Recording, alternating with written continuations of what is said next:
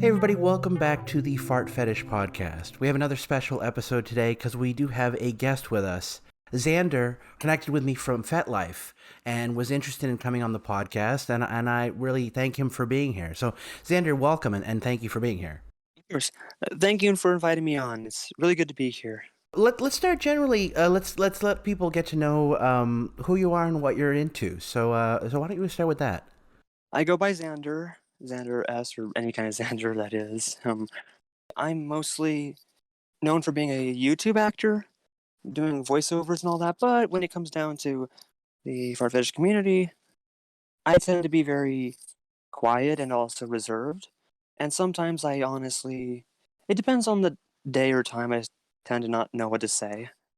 And also, fair warning for audiences, I am mildly autistic and have some mental health problems, but that makes this all the more challenging to talk about and also all the more interesting because you'll get to see it from a different perspective. Absolutely, I think that's one of the best things I've found doing this podcast so far is opening up to different perspectives. How would you like define the fart fetish for yourself, or what is it? What does it look like to you? For me, it's one of those grounds where, you want to talk about it, but not that many people are kind of aware of it. And for me, it feels like it is shunnable or it gets shunned because of how people take it. And I've always seen it done in a comedic light.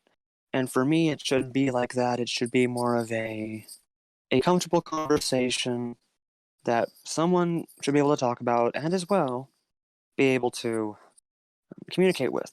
However, the thing I will say is that for me, it is a very delightful thing, and I really, really wish some people would open up more, and that I want to open up their eyes, hopefully, too, as well. Interesting. I don't want to pry, but could you talk more about that? Because I've never actually heard that from anyone. Who would you see as someone you'd want to discuss this with? For me, it would mostly be maybe like a potential person in a relationship or for going to a relationship with. Maybe, I mean, I am bisexual, so whether it's male or female, it doesn't matter. But as for me, it's very challenging to talk about because once I had a friend I talked to about it when I was younger, and this person I had known for a while, and they kind of just, as soon as they heard it, kind of laugh in my face and say, "Yeah, that's kind of weird." And I'm like, "Wow, that's harsh," you know? For sure. For sure. Yeah, it would be nice because there is I think a certain expectation to talk about aspects of sex. So when the sexual activities you enjoy are perceived by the the culture as abnormal, you kind of find yourself in a no man's land of like, well, where do I go to get support? And the unfortunate thing too is there's not a lot of real conversation happening, at least in my opinion, where I've seen in the fetish community. There's really not a sense of mental health gathering and making people feel like they're less abnormal, making people feel less alone. Yeah, it makes us feel, or anyone in general, feel very alienated, like they're from another planet, and there's no one really to turn to about it. I mean, when you have like a certain feeling that you can't even share with anyone in general, not just friends or anything like that, but even people that you consider to be, who you're supposed to talk to, like in the mental health. I talk to a therapist. I don't even share that about it. So it feels like that I'm kind of shunned if I ever did, and if I don't, then I'm kind of locked up in a box trying to figure out what I'm saying. For sure, for sure. Yeah, I don't think I've had two significant therapists over my life, and I don't think I've actually ever explicitly brought it up to either one. I think I definitely mentioned face sitting to one of my early, like high school therapists or therapist I had in high school, not at the high school. And then one I had more recently. I think I just vaguely said I had a fetish, and it really didn't matter to him. Thankfully, it didn't really. I don't think.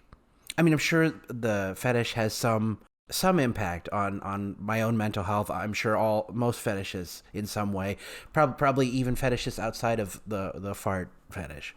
But There is a discomfort there in wanting to bring it up. I will say, after I did the Ask Ezra podcast, I found myself much more willing to say, even saying the word fart was difficult for me in any kind of public setting, and I've found talking about it, once with on a podcast and a podcast of a friend of mine, it's become easier. So I don't know if that would be the same for you, but it definitely takes time. Like I didn't even get into the kink community, in the public community until I was in my 30s. So it definitely takes time to get comfortable. How would you mentioned being you mentioned having bisexual tendencies. Is that towards the far fetish? And then what is like a fantasy look like for you on either side, whether it be with men or women? With the bisexual nature in general, before I get on to that, is that it either goes like, well, for me, it depends on who the person is really, because when I'm talking to for example, a man, they they have to. For me, my standard is I don't really have a standard, but for me, a standard would be that they at least would be, understanding of who I am, well, on both sides anyway, and that for men that they would be very handsome and very kind, and for women that they would have, a great heart and be understanding of me, and of course, kind of a pun here, no pun intended, but great assets. You know what I mean? Sure. But for me, a particular fantasy I've had, well, for men, it was more like have me go over and play games with them, and then suddenly it's like I'm the chair, or my face is the chair. More accurately, is what I was thinking about. Sure. I was just gonna say, it sounds like your kind of scenario, your enjoyment is more of a lighthearted, like fun experience, like either as a game or that kind of scenario. Is that would that be accurate? Yes, I mean there could be more what do you call it more dominant sides too, which I think for more it goes more for women because like for men it's more of a let's have fun, hang out kind of thing because for men it's usually like this. I guess they see it as like joking stuff, I'm not really sure how that works. I'm very new. Well, not very new, but I'm new to this FetLife community and all that, and I'm new to kink and conversations. But I will say I've known about fetish for quite a while. And when it comes to women, if they're more dominant, then I guess you could say that I get like either I don't really know how it works, like maybe tied to the bed or something. I think that's how it would go. I mean, again, very new, very experimental things I'm talking about, so I really don't know.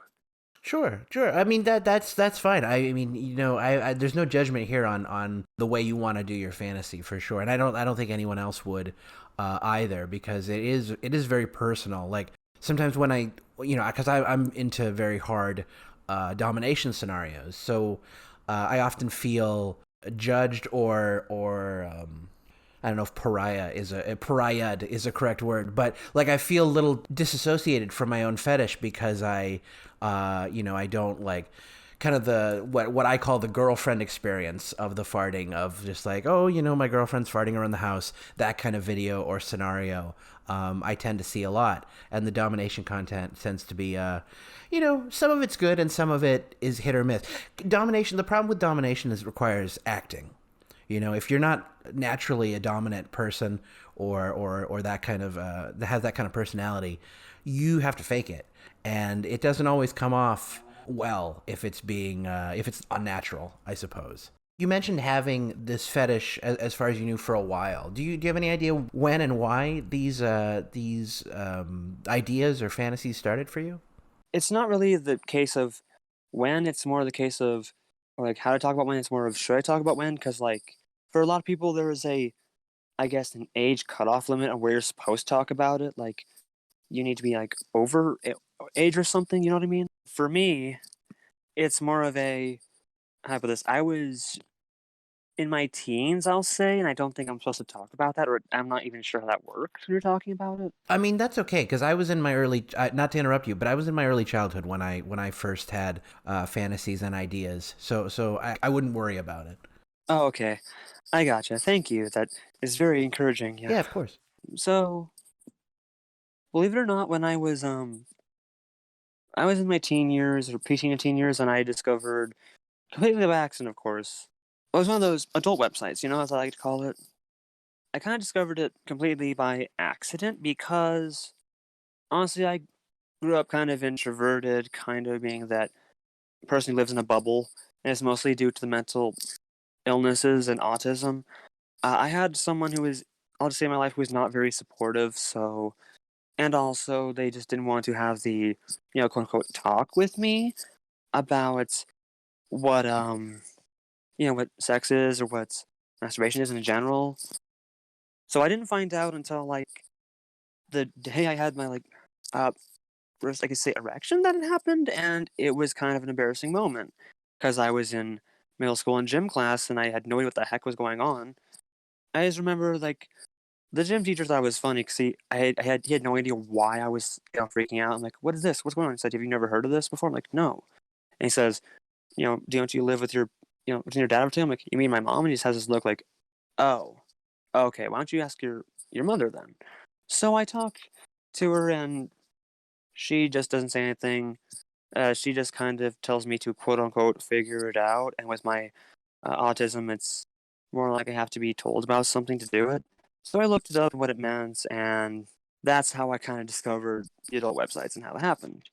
And that goes into the rabbit hole of, as I call it, finding the fart fetish and face sitting community. Because I was like, at first, oh, face sitting, that sounds fun. And that sounds interesting to watch, and I really like that side.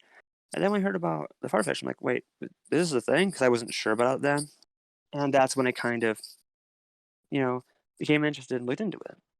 Interesting. I wonder, because I do hear people's anecdotes about falling into the fetish, basically due to adult content exposure.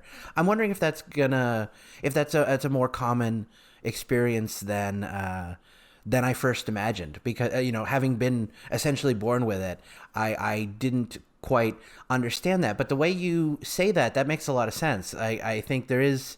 It is difficult for parents to have some of those hard not an excuse, but like it is a hard conversation to start talking about sex and sexual things. But that doesn't it's an abdication of a responsibility towards healthy sexual connection, sexual health in general.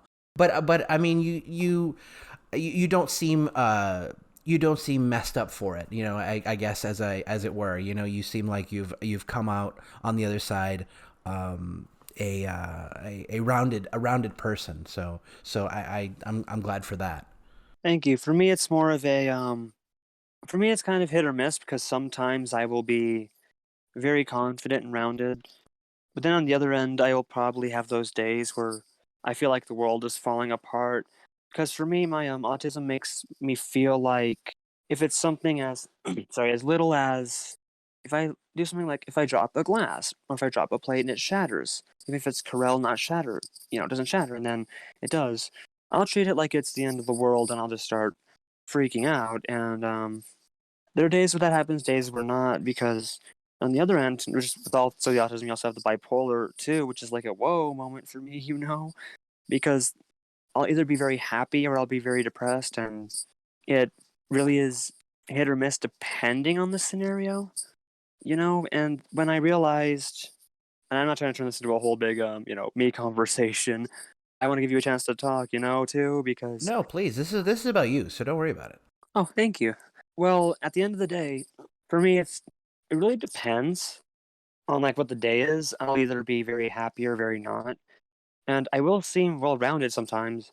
I'll be honest. For the past few hours, I was trying to, even though I woke up a little late, trying to work up the courage to be here and to see that, you're a very good person, like my individual who knows more about it. That's really, really awesome. I appreciate it. Like I don't know how much I know, but I am happy to try to make more fetishists feel welcome because I started making content back in the day because I'm just like something's missing. I want to provide this or try to fill this gap. So it's kind of the same with this podcast and like at proctophilia.org. I'm trying to start a Discord of more serious people. I haven't invited anyone yet. So I'm just trying to figure out what's the best way to build this community of people who want to take this fetish a little more seriously. Like I think there has to be some humor in it. I think that's the only way normal people will come to some kind of terms with this, at least at this early stage. But I do want people to, I'd love for people to gather and have conversations like this, where it's not just like, have you seen this porn model? Have you seen this video? Have you read this story? That was really my impetus for doing this. Jumping back to the fetish itself, do you have anything that is like tied to it or related to it? Like it must be present for you to enjoy it? Sometimes it just depends. Like sometimes I have the fantasy in my head, and it really gets me going. But whenever I do try to be in a sexual setting, it's kind of challenging to talk about because for me, it's like for me, I just get really embarrassed when I'm there, and then I keep thinking, why isn't this working? Why isn't this connecting like it should? It feels like an erectile dysfunction, except you need the fetish to go on, or you can't really do anything. So for me, the fetish is very much tied into it. I have quite a few fetish and kinks, but this one is the most important to me. It feels like because this is the one I want to help bring awareness of and build up, like you said, more of a community for, and that's what I'm hoping to achieve too. Because I'm just kind of sad that I'm still in the closet, as it were, with this. For sure. I think that's a majority. Unfortunately, I mean, I share people's sentiment. I was talking to somebody on the Gassy Erotica forum, and they mentioned, I think they are also in media. Surprisingly, I wonder how many of us are actually in media, acting and whatever, because it seems like a more than I would expect. But they had mentioned, they'd worked hard. They don't want to lose what they'd achieved by essentially coming out. I think for some people they look at it as I'm going to come out as gay, and there should be no stigma behind that either. But I think that's the way the public perceives it. If I don't follow the norm, if I'm not following the Joneses and robotically doing what everyone else is doing, and if I break away from that paradigm, then I'm going to be shunned. And that's an unfortunate way to live. I think it's a really negative aspect of human nature. Maybe it's just this country. I'm not sure. I've only lived here, but like there's definitely a sense that you don't. If you're not just having like regular, what people consider regular sex, then they don't want to hear about it. And I don't know if that's a personal perception. Maybe that's just a fear within us. I mean, again, not everyone's gonna understand, but maybe people will be more receptive than we believe. Like I did tell a friend of mine a long time ago, and I kind of regretted it, but like he didn't stop being my friend or do anything like actually even recently I thought he'd forgotten, but he actually brought it up in a joking context, and I wouldn't say it was a mean way. He was trying to encourage me to do something, and he's like, if you don't do it, you should give money to anti-gay, anti-trans, anti-fart politician. I'm like thinking, what the hell is that? Who's going to come out like that? But anyways, the point was, I thought it was interesting that he actually recalled, which embarrassed me for a moment when I was listening to him on the phone. And then I'm like, I mean, he still wants to be my friend. So, I mean, he is not giving any indication that, it's over. We're not, you like farts, we're done. So I really appreciated that, and I wonder if that is the norm. I often told people that, and I think it's true. I didn't just like say this, but I think if you're in a relationship where, and whether it be friendship or girlfriend or boyfriend or whatever, I think if that person is really, truly connected with you, really, really, it's a real connection, and people are really sharing themselves and feeling emotions. I have to imagine they would be receptive to at least listening and being respectful towards your fetish inclinations, whoever you are. I imagine that's my hope. That's been my experience with I haven't had many girlfriends, but the two girlfriends I've had, I told them both. One of them, the most recent one, actually did videos with me. So even though she hates it. She doesn't like farting in general, like in life. But she did it for me, and she is a dominant person. Like she's been a dominatrix, as it were. So it wasn't like she was faking the attitude, but she certainly was not like engaged with the farting aspect. But she did a good job. Like those videos, I enjoy. I think other people enjoy them as well. But the point was, yeah, I think people can be receptive. Yeah, they can be, I believe, and it's just more of a how well you know them, or how well they know you, or even a if they're willing to discuss it. And my fear, honestly, which I think might be the fear for many people with a fart fetish, is that, if I am in a relationship and then I say, hey, I like this, then suddenly it's like they'll just have that moment of, oh, and then next minute later, whether you're like casually dating, like following up here and there, the phone call stop and you don't know why, or something. That's personally what I think about when I talk about it. Yeah, but I do have a question for you, if you don't mind me asking. Of course, yeah. I guess one of the first questions I want to ask is, well, when did you start writing? Because like I've been honestly a fan of your stories for a long time. That's kind of one of the things I didn't want to mention just yet, because like, I felt like that'd be kind of a a weird thing to bring up, at least for me, because like, you talk about this subject, and then you talk to this creator who is, or at least you feel is very good and likes his work, or at least, and then you talk to them and they feel, oh, well, this person's a fan. I don't know how to feel about that in like the first, conversation you have. You know what I mean?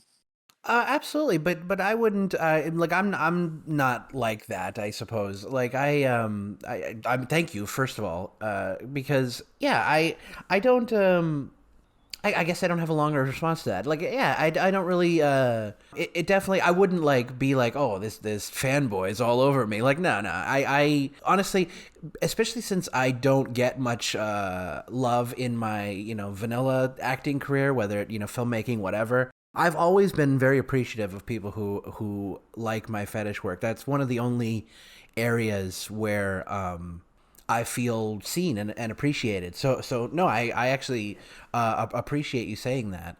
Of course. And I'll be honest with you, like when I remember when I said a little bit ago that like I discovered it when I was like into my preteen to teen years and all that. Uh huh. Well, after I saw the videos, I decided, hey, why don't I just see if there's any stories about it?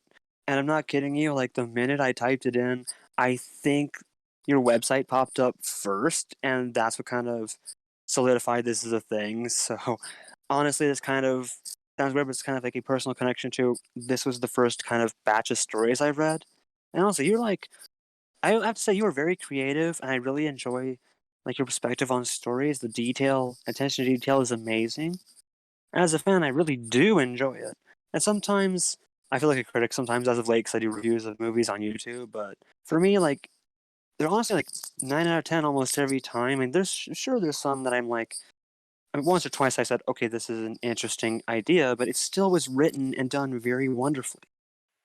I mean that I appreciate that. Like I definitely felt something writing all those stories for sure. That's pretty much why I don't write now because after all this time, the that kind of fire has diminished. I've even started to write a story or two over the years, and it's just like I don't know. I feel like I've tread this ground already, and that's it's not necessarily a bad thing to do it again. I'm sure prolific writer Stephen King is probably written the same themes multiple times.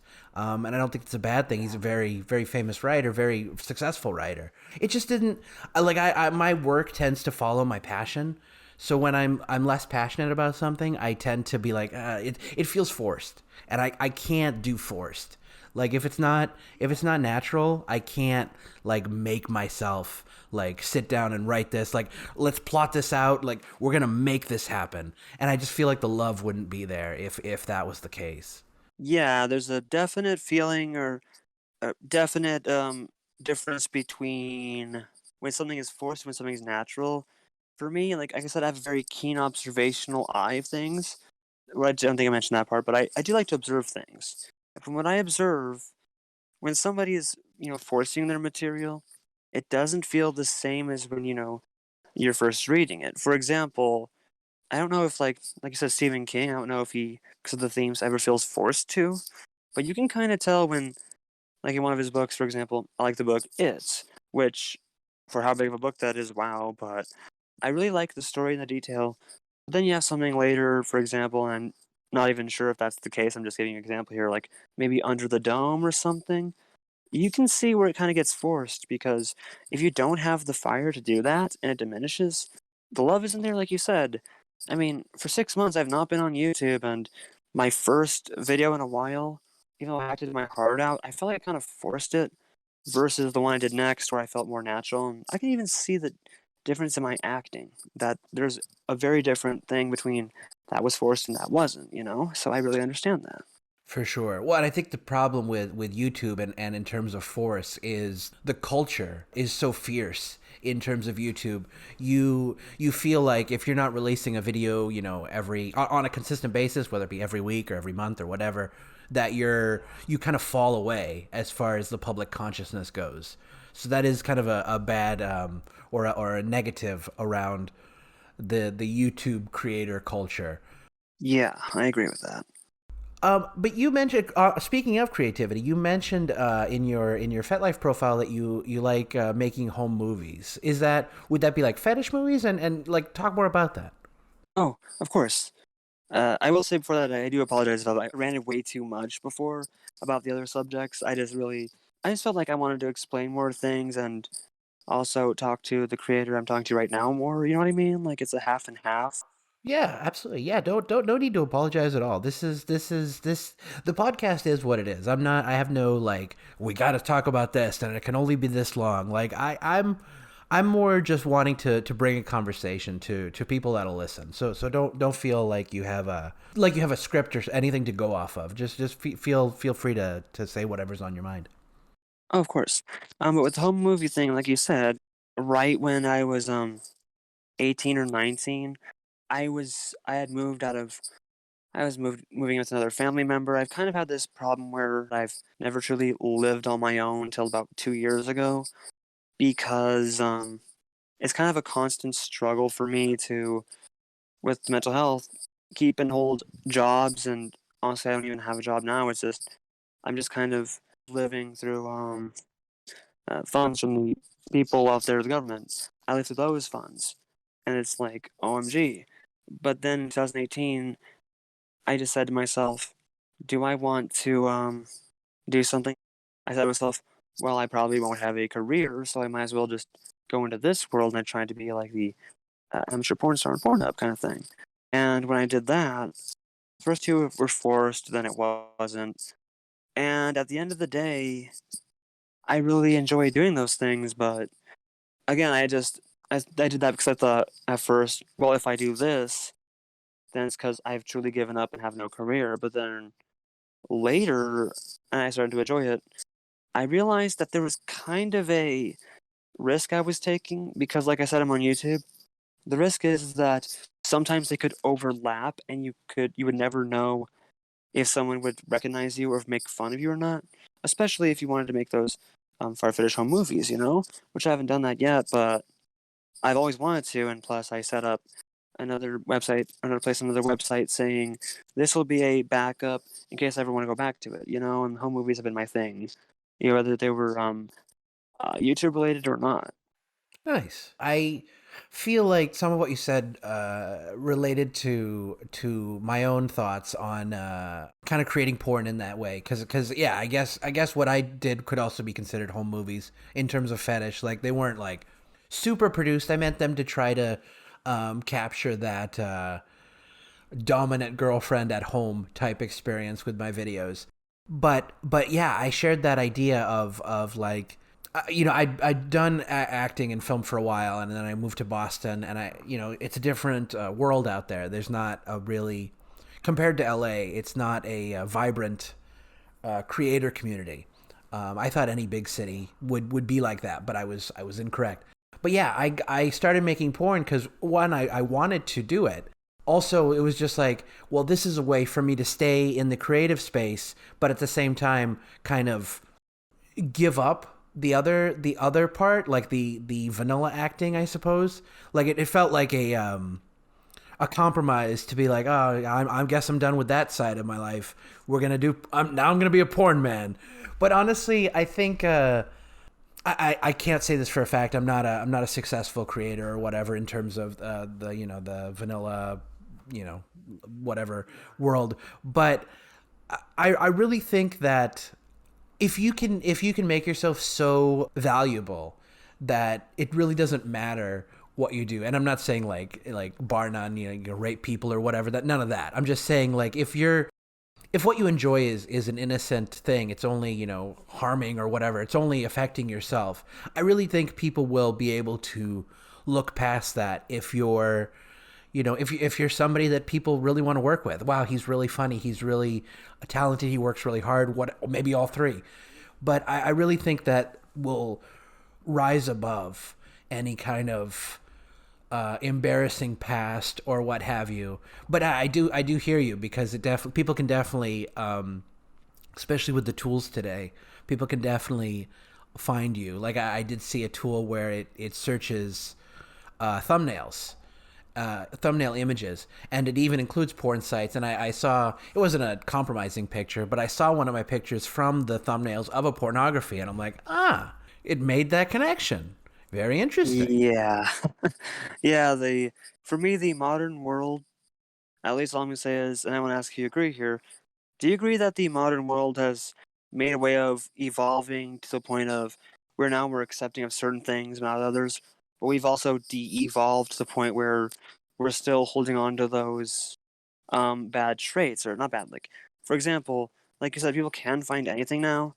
One of my favorite, for example, video game creators, he had to retire because he ended up having the whole situation where they pulled up information that they shouldn't have seen, kind of thing, and fearing for his life because they found his IP too. He kind of had to retire, and that was a shame because I'm like, I really loved his work, but at the same time, it's like, well, that series is not going anywhere. But point is that we live in a world where we've evolved past the point of, you know, just yelling at people for random things or just kind of saying, "Ah, funny, you're in porn. Ah, funny, you have this fetish."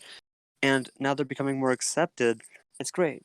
They've also de-evolved to the point of you still have those people with the mindsets of, oh well, this is stupid, this is silly, and you're funny, and also well, in the bad way, and also we're just going to take this information from you and kind of see how it goes for you later. Do you agree with what I'm saying here about the de-evolve thing?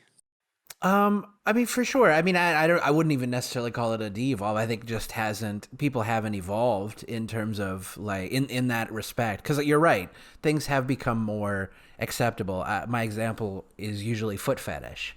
Not that it's like widely accepted, but people are not as like, whoa, foot fetish. That's so strange. Like it's coming up in media. It's coming up a lot more than I feel it used to. So that was kind of my impetus too to push for this to try to be like, hey, there's this other fetish too, guys. We're here as well, especially with all the media coverage this gets sometimes the fetish with the what was that TV star selling her farts in jars, and it does come up more than you'd imagine when you like Google it, but yeah, I mean, it's true. I wish I had a better thing to response to that because it's. I mean, you're right. There are people out there with ill intentions. They just can't.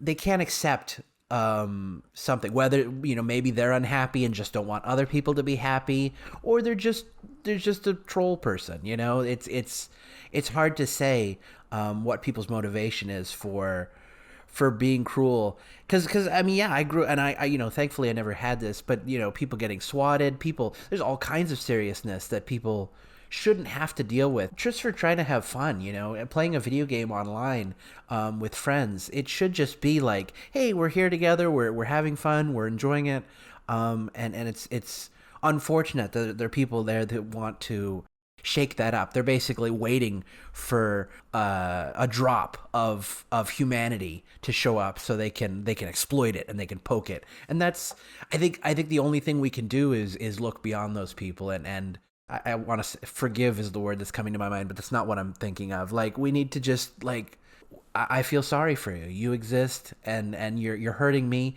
But my guess is you are also hurting, and that's why you need to bring this on me. You need to spread this pain around. Acknowledge. You mean acknowledge their feelings, but also not kind of forgive them either, you know? Is that what you mean, like acknowledge? Absolutely. Well, I acknowledge too, but I think people don't want. I think it's very hard to acknowledge, and I'm not giving people excuses. Like change is hard when you come to ideas that oh shit, I might be a piece of shit. I might not be the best person I can be.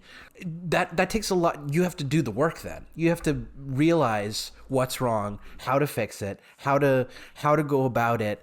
And I think some people are like, "No, I don't need to do that. It's their problem. It's the outside world that's wrong." Mental work is a lot of work.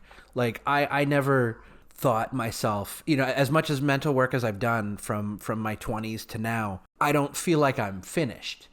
I don't, I don't think there is a finish. I think we're always trying to do better. And my hope and my inclination is to just try to gravitate towards people who express the most humanity. Like if you can't see anyone, like I can't think of anyone who deserves a dismissed humanity. Not everyone deserves praise, but every one of us is a human being and has reasons and ideas and inklings for what we do. And some of those people need to be changed. But all we can do is hope they come to that point, because there's nothing we can do to make them get there. I agree, and all I have to we live in a world where everyone says that there has to be just black and white, doesn't matter, this is how it is or this is not.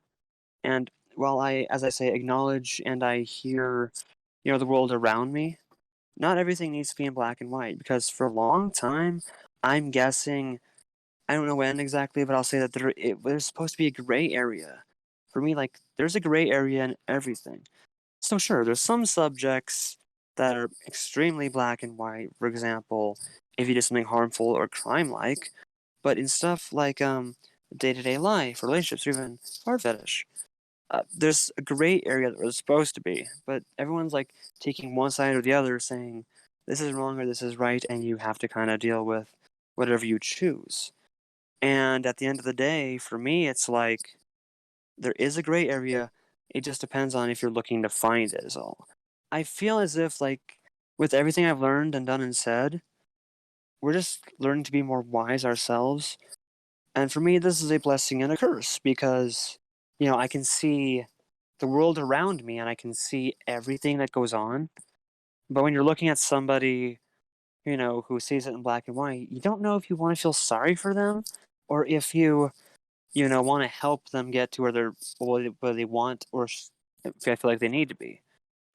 Absolutely. No, that was a great insight, because I think even in doing this podcast and you're seeing it over the years, but in actually having conversations, I'm getting perspective, but I'm hoping people outside of the fetish can also gain some perspective that a fart fetish is not, and I don't think any fetish is it's not a monolith. There's not one type of fart fetish, and I think showing people that we are, we're normal people that can have normal conversations, and that we have a wide variety of interests and different ways to take this fetish. Some people enjoy it just as like a fun and games type scenario. Some people prefer hard domination, and I'm sure there's a whole spectrum in between of people who kind of skirt both lines. So yeah, I your perspective here is great and appreciated. So thank you. Well, of course. Another thing you mentioned in your profile is a desire to be a live-in slave. Tell me more about what that might look like for you. How do you picture that? And is that something you've done before? Well, honestly, I've never done it. As I've said, I've only been in this, like, this area of fetish, for BDSM fetish, however you want to call it, for about a few years. I'd say that I joined FetLife before. The problem was that I dealt with a lot of people who either, tried to be hackers or scammers, and I just kind of gave up on it for a while. But when I came back in mid to late 2020, I said to myself, I'm going to give this another go. I will see how this goes, and it's gone a lot better. I've met a lot of good people here. However, I've not really met anyone who is willing to, you know, take the reins and train me to do something or do these things. And with that, I've never done this before, but for me, it would look like, I would kind of have those moments of I'd be like, "Oh, I'm doing good. I'm helping the best I can." And then when they want to do more dominant stuff, then I'd be there for that too. But it just depends on. It really for me just depends on like how it goes. It's more of a I'll see how it goes kind of thing. But nobody so far has been willing to train me for anything. And honestly, I think that's also a large part of is where I live too. If I was in like the bigger areas like Seattle or Denver where I came from, that'd be one thing, But for me, when you I won't say exactly where, but when you live in the middle of nowhere, like in Wyoming where I am, you tend to be very limited with a lot of things and people who are either not as like minded or people who kind of are stuck in ways of this is just the weirdest thing I've ever seen, or we don't have time to, as they would probably say, I heard it once, go out to Timbuktu to meet somebody who is just barely getting started. For sure. I definitely share that sentiment. It was a similar situation when I was in Boston. Again, surprisingly, I consider it a big city, but I guess it's not as big as I saw it from the outside, I suppose.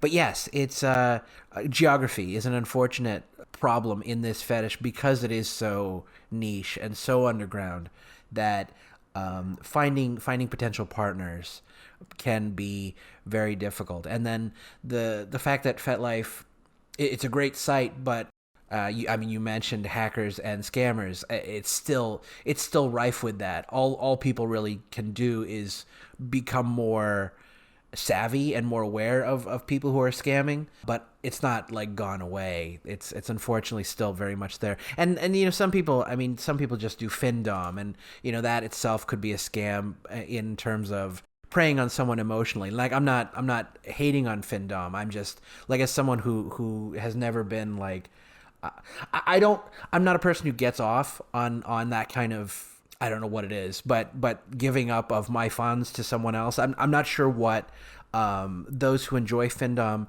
see in it. And again, no hate or disrespect to them. It's just one I don't understand as much, and I think many people see those as scams sometimes. Yeah. Honestly, like for me, because I'll be honest, I'm in such a vulnerable kind of, if I may say, state right now.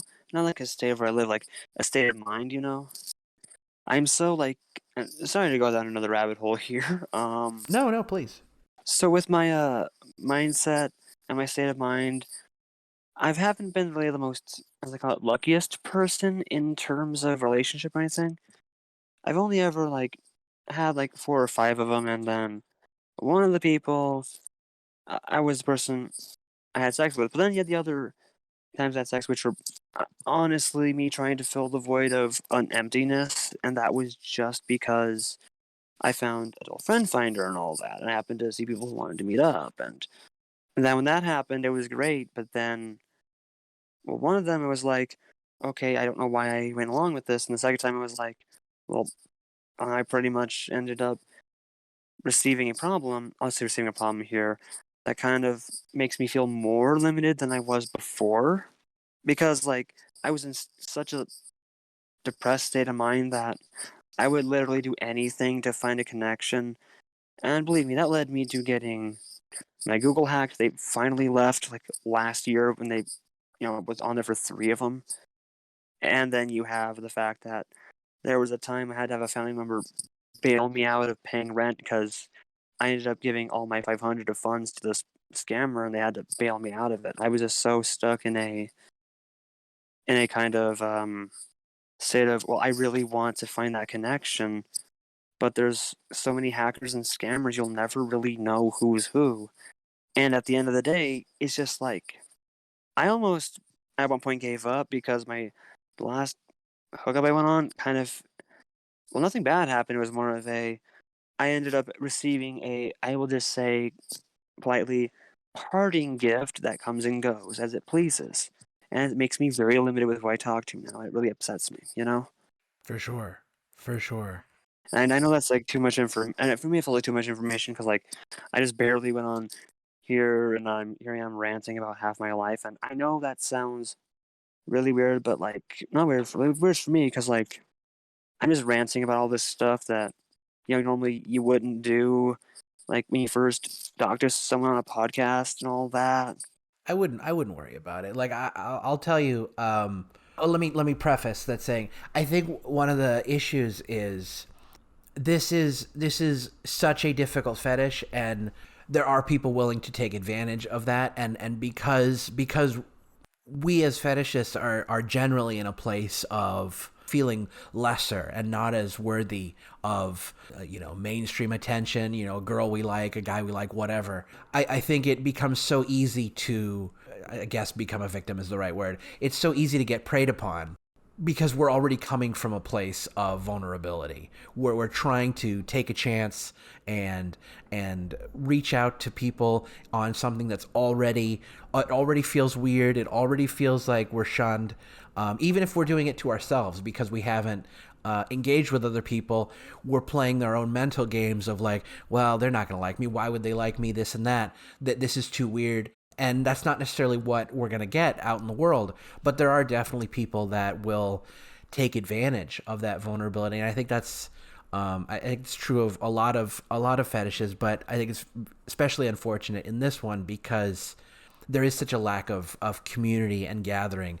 Especially in my conversation with Damien yesterday, we talked about, I think the sense of community is a bit stronger in the gay community, and I think he alluded to the fact that you've already overcome such a great hurdle in terms of society because people are still looking down upon homosexuality, gay people. So if you can be gay and be okay with it, having a fart fetish is probably smaller in comparison to the large, I just say obstacle again, the large obstacle that is being homosexual in a society where it's still not looked at for as free and as accepting as people have become. It doesn't feel like it's normal yet. It doesn't feel like it's something you don't think about in terms of like it still feels like it stands out, a person being gay, when it shouldn't. It should really be something that the culture has accepted by now. It kind of just like it is what it is, but we're still fighting some of those battles, and it's unfortunate that can't we can't even progress past that in terms of where we are as what we consider a sexually free country. Yeah, and especially one that kind of focuses way too much on the sexual aspects. Because I can tell you, I mean, I had people, like friends in middle school, even like when I was younger, asking me, "Hey, have you had sex yet?" I'm like, "What?" Like that was usually not a common thing from what I've heard. But as times have progressed, we're kind of expected to be more sexually active at a younger age to the point where it's like, wow, that kind of shouldn't be like that, or it shouldn't be like that at all. Especially considering how how morally wrong it is. But I agree with you. The homosexuality thing, for me, even it's like a struggle because you're constantly trying to get over that hurdle of acceptance. But it's also still like with mental health for a long time, cliches that are used over and over in media where mental health has not really become more approachable in media properly until like the 2010s at least. Mid to late 2000s related stuff like, the Silver Linings Playbook, stuff like that. Because people were still stuck in the mindset of, well, maybe it's still like the Alfred Hitchcock film Psycho from 1960. Because that was the second time they used mental health in a film. I think the first was with Mice and Men. But even then, we're still kind of facing those cliches and stigmas of it. I mean, homosexuality, yes, it really is still joked about in films at least, and I can only imagine with the fire fetish community how that will go when there's more films or more anything about it. Absolutely. Absolutely. I didn't know that about Psycho. That was that for as much as film knowledge as I have, I did not know that was probably the second time they put mental health on the screen like that. Yeah, it was done more for drama and I'll be honest with you, when I was, like I said, I go to therapy, and when you hear about the whole, oh, there's stigma for mental health people, my therapist told me in a group that there's statistics on, you know, it's like a 1 in 10 chance that somebody actually will do something like that. But because of the stigma, they think it's like 9 out of 10 of the people, and only one of them will probably be the most normal, quote unquote. And this is kind of how I view the world, seeing, homosexuality, heterosexuality, all that, and fart fetish, is that no matter how you look at it and spin it, you will always kind of see that reluctance to it. Like, I'll be honest, I think the only time I've ever seen a joke about fart fetish in general, at least not as a fetish in general, was in that movie Click with Adam Sandler. I believe it was, at least to me. Absolutely, absolutely, and that was a not to. I don't want to get off on a tangent, but that was a weird that was a weirdly fetishistic scene in Click. Like it made me uncomfortable because it almost appeared like a fetish scenario. But yeah, it was and they definitely played it for humor. Like the people who aren't fetishists are definitely gonna be laughing at it, unless they didn't think it was funny or whatever. But it was for a normie, I think, humor. But it was weirdly fetishistic, like almost like a scenario of like an employee getting even with a boss by viciously or whatever farting in his face. But yeah, it was weird that they did that. It was I wonder more about that. I wonder if there's a more hidden reason why that scene was included like that. Yeah, and pardon my chuckling for a moment. It's not because I was chuckling at the scenario. I was just chuckling at the fact that there's only very few, scenarios in films that we've seen this, and I think that's because if we give it more time, it'll be more widely accepted, I guess. But like when I heard about the whole therapy and world thing, just bring that up real quick again, is that not to go on a tangent again, but the whole thing about it is that after films like Psycho in 1960, of Mice and Men, the earliest version in 1939 after the book, we, as they even say every day, therapy and mental health still is in its infancy, even though it's been around for years. We didn't discover any brain studies or medications till the 1950s and 60s, and they consider this still in our infancy of it. So, depending on when fart fetish was first discovered, I guess, or made more social, I guess you could say. Is that the word? Yeah, I think so. I think so. That's a good point. Yeah, yeah, we're still in the infancy of it. Yeah, I didn't even think about that. I mean, I knew fart fetish. I mean, I think it depends on what discovery means, because like that case study that's on fart fetish, that seems like the only discovery, as it were. Like obviously, fart fetish has existed for a long time, but is something discovered when it's discovered by clinicians, doctors? I'm not sure where that line is. But for sure, I hear you on the fact that mental health is still in its infancy, and trying to figure out what's the best way to help each individual patient. Because I think there's an idea like, oh, it's kind of like personal training at the gym. Like there's not a lot of personal to it. It's kind of there's one method. This is the way we do it.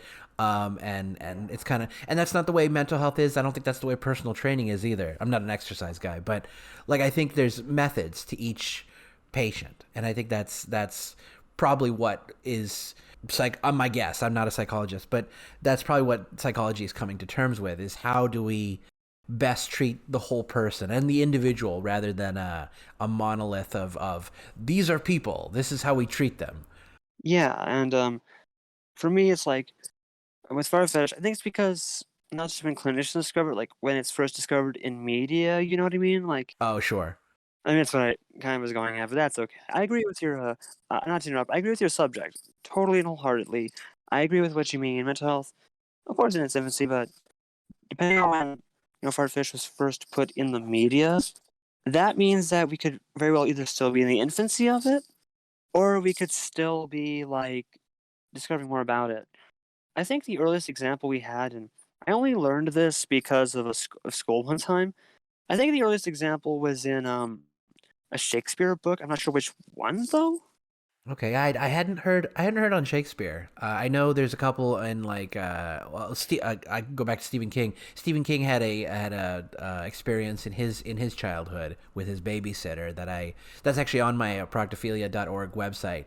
I don't know if he has a fetish, but he's definitely talked about an experience for sure.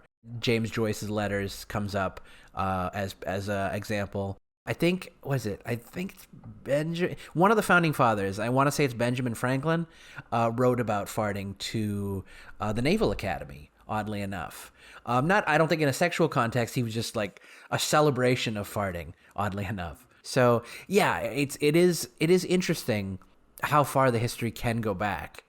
Yeah, and for very few people to still think maybe it's not acceptable, which it should be. I feel like, like it should be acceptable to be with or be a part of. Absolutely. What's something you'd like to see within the fart fetish community? If you had a like magic wand or you could do anything at all, what would that be? Honestly, I'd like to say more acceptance of people and those who like it in general. Yeah, I really do want to like maybe I've been thinking about making like a film about it. Like this just came into mind recently. Like when you did bring up that the post on FetLife, where you said that you wanted to bring more awareness to the fetish in general. Yeah, I said to myself, the only way that we can really, be more, where the world can be more accepting is maybe make a film about it that's more, not like a, like a porn film or anything. Maybe a film that touches base upon the subject and kind of brings that awareness to it, I guess. I mean, that's one of the ways I can see it. Other than that, I really honestly would like to see more acceptance in general. for sure. If you ever work on a film like that, definitely hit me up. Whether it be to be in it or just to help out or advise or whatever, definitely hit me up because that would be cool, and I think it would be an important step towards broader acceptance. I've had the thought to do that for a while, but I've never come up with like a scenario or a way I wanted to see it done. The closest thing I've seen to a more serious take, and it wasn't far fetish. It was just face sitting. A music video for a blonde redhead song, and it actually he said he was inspired by God, I'm gonna fuck up the name. It's Haraquara, the Namio, the guy who does the large butted Asian women drawings in very dominating settings. So that's who inspired him to make, or that's the art that inspired him to make this music video, and it actually features some pretty heavy face sitting, a little bit of yeah, I guess it's called horseplay. I don't know when someone rides on someone's back. I'm not sure what that's called, but yeah, it features fetish themes, including face sitting, in what I'm assuming is a dungeon. Like they filmed it at a kink dungeon. But yeah, when I watched it the first time, I'm like, this. I'm uncomfortable because I felt seen. I felt like, oh fuck. But I think that's helpful. I don't know if that rose any awareness to anyone, but I think it's important regardless. And if it's something you're passionate about, it I don't think it matters. I think it just doing it and putting it out there, it's just part of the creative juice. It's what we do. I think as creatives, we try to push boundaries and see new material, try something new that hasn't been done before. Anyway, so to wrap up on that, yeah, if you go forward on that, please hit me up and maybe we can figure that out. I definitely will, of course. I will, of course. Sweet. My final question before we close out is, and you kind of already answered this, but what do you think we can do to keep growing and building this kind of serious, more conversational sect of the fart fetish community? Of course, the film idea is one of them, of course. I think the best idea I have right now is kind of like, openly admitting it. And I know that sounds like kind of the reverse psychology of it, what we're talking about, like how, we're afraid to talk about it, afraid to give our feelings on it. Yeah. There's an analogy that I live by. I'm going to say are quotes, and this is from honestly a superhero film, but I think it's very well known. It's all it takes is a little push. So if you have somebody who like me maybe who can go out there maybe wherever YouTube, Facebook, even Twitter, Instagram, and just say, hey, I really like this subject, then maybe that'll convince others to step forward. Because if you have one person willing to take that step, then others may surely follow. It's a very good point, and I think that's a great closing comment. I can't think of a better way to end with a kind of a hopeful message. So I'm going to leave it there. I really appreciate you coming on and giving us your perspective today on fart fetish and a bit about your life. I think I mean I had fun getting to know you a little bit, and I'd love to have you back on again sometime. We can talk more. Oh, of course, I very much like that, and thank you so much for inviting me. I very much appreciate it, and yeah, I really would, like to be on again someday, and maybe even work on that film like we talked about. I love it. I love it, Xander. Thank you again, and we'll see you next time. All right, see you, everybody.